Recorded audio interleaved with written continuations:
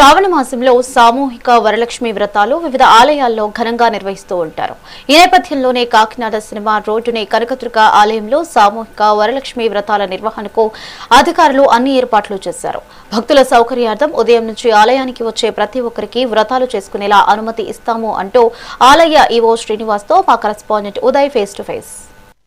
ఆలయాలన్నీ శ్రావణ మాసపు శోభతో కలకల్లాడుతున్నాయి. మహిళలంతా ఈ అమ్మవారి ఆలయాలకైతే పోటెత్తుతున్నారు. అమ్మవారి ఆలయంలో సీరాసారే సమర్పిస్తూ తమ భక్తి ప్రపత్తులను చాటుకుంటున్నారు. వరలక్ష్మి వ్రతాలను ఎంతో భక్తి ప్రపత్తులతో చేసుకుంటున్నారు. ఇప్పుడు మనం సినిమా రోడ్లోని కనకదుర్గమ్మ వారి ఆలయంలో ఉన్నాం. ఆలయంలో ఈ సామూహిక వరలక్ష్మి వ్రతాలు ఎప్పుడు జరుగుతాయి, ఎంతమంది మహిళలకైతే ఈ సామూహిక వరలక్ష్మి వ్రతాలు చేయడానికి నిశ్చయించుకున్నారనేది మనతో మాట్లాడడానికి ఆలయ శ్రీనివాస్ ఉన్నారు. ఆయనతో మాట్లాడదాం. సార్, ఈ ఆలయానికి భక్తులు నలుమూల నుంచి ఈ కాకినాడ నలుమూల నుంచి అయితే వస్తారు. ఈ వరలక్ష్మి వ్రతాలు చేసుకోవడానికి అయితే మహిళలు ఎంతో ఆసక్తి చూపిస్తున్నారు. ఈ నేపథ్యంలో సామూహిక వరలక్ష్మి వ్రతాలు చేయడానికి ఏ వారం నిర్ణయించారు, ఎంతమంది మహిళలకి ఈ సామూహిక వరలక్ష్మి వ్రతాలు చేయడానికి ఏర్పాట్లు చేస్తున్నారు? శ్రీమాత్రేనమ్మ సంత చెరువు దగ్గర వేయించేస్తున్న శ్రీ కనకదుర్గ అమ్మవారి దేవాలయంలో రేపు శుక్రవారం, శ్రావణ శుక్రవారం వరలక్ష్మి వ్రతం సందర్భంగా సుమారుగా ఒక పూజకి అంటే సామూహిక కుంకుమ పూజలు ఏర్పాటు చేయడం. ఈ యొక్క కుంకుమ పూజల్లో సుమారుగా ఒక 1000 మంది నుంచి 2000 మందికి వరకు కూడా పాల్గొంటారని చెప్పేసి మేము అంచనా వేస్తున్నాం.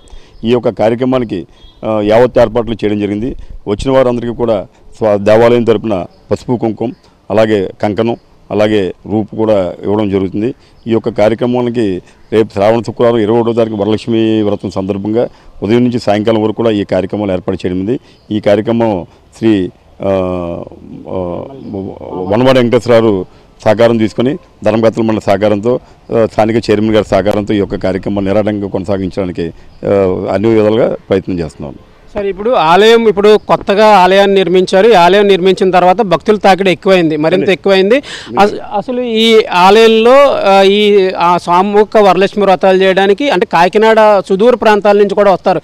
అంటే ఉదయం వచ్చిన వారికి ఏమైనా ఏర్పాట్లు ఉన్నాయా? భోజనం కానీ అలాగే ఏమైనా అల్పాహారం కానీ ఏర్పాటు చేశారా? వాళ్ళు ఏమేమి తెచ్చుకోవాలి ఈ పూజ కోసం?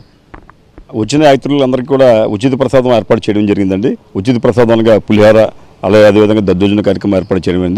భోజన కార్యక్రమాలు అన్నది అక్కడ స్థలం లేనందువల్ల ఓన్లీ ప్రసాదం మాత్రం ఏర్పాటు చేయడం జరుగుతుంది. వారందరికీ కూడా మార్నింగ్ ఉదయం 7 గంటల నుంచి మధ్యాహ్నం 12 గంటల వరకు కూడా ఈ యొక్క కార్యక్రమాలు నిరాటంగా సాగుతాయి. అదేవిధంగా సాయంత్రం కూడా 5 గంటల నుంచి 8 గంటల వరకు కూడా కార్యక్రమాలు చేయడానికి నిశ్చయించుకున్నామండి. ఈ సామూహిక వరలక్ష్మి వ్రతాలు చేయడానికి అయితే పూర్తి ఏర్పాట్లు అయితే పూర్తయ్యాయి. సుమారు 2000 మంది మహిళలకైతే దఫదఫాలుగా ఇక్కడ సామూహిక వరలక్ష్మి వ్రతాలు చేయడానికి ఇప్పటికే ఏర్పాట్లు చేశామని చెప్తున్నారు. వారు ఈ అమ్మవారి ప్రసాదంగా రూపు, అలాగే గాజులు, కుంకుమ, అలాగే పసుపు అందజేస్తాము. మహిళలంతా ఉచిత ప్రసాదాన్ని కూడా అందజేస్తాం. మహిళలంతా సంయమనం పాటించి ఈ వరలక్ష్మి వ్రతాల్లో పాల్గొనాలని ఆలయ ఈవో చెప్తున్నారు. మెగా న్యూస్ కోసం వీడియో జర్నలిస్ట్ దొరబాబుతో ఉదయ్, కాకినాడ నుంచి.